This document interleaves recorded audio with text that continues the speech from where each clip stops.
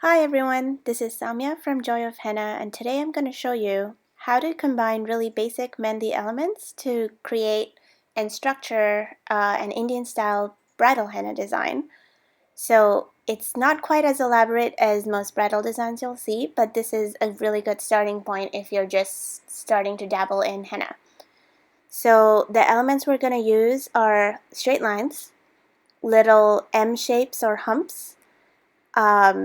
You can use some paisleys like I'm just using over there at the edge, but that's completely optional. You can replace that with something else. So I started off with a straight line at the wrist, and I'm adding some curvy elements to create some contrast over there, straight versus curve.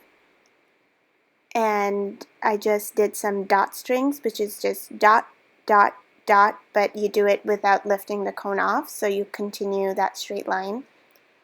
And another way to add contrast in your larger designs is to vary the line thickness. So you can see that I'm highlighting my thicker lines with thin lines outside them.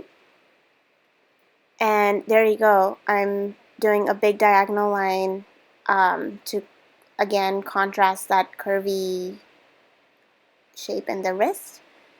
And I tried to do a thin line, two thin lines together, but that didn't really pan out, so I just combined them to make a thick line. And there you go. I drew two thinner lines beside the thick line, and I'm doing these hump shapes.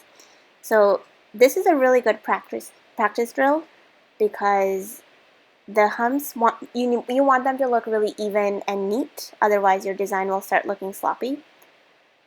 So all you do is take a sheet of paper and just start doing rows of humps. That's really the only way to get better. So I'm doing these little motifs where there's a dot and a circle and rows of humps, and then little embellishments. So you want to make sure that when you start a new one, you leave enough room so that it doesn't look too cramped. And you can see that I've left some space in the middle over there. It's kind of like a triangle. And what I'm going to do is I'm going to do really detailed filler work.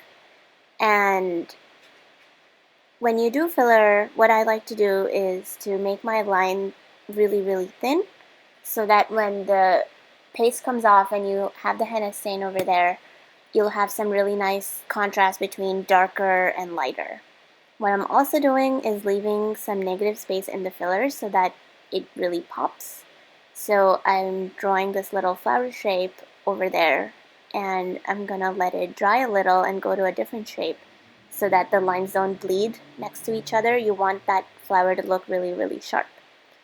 And if you see, I'm basically doing the same shape again, but in smaller line thickness so that it looks pretty intricate and detailed without all clumping up together.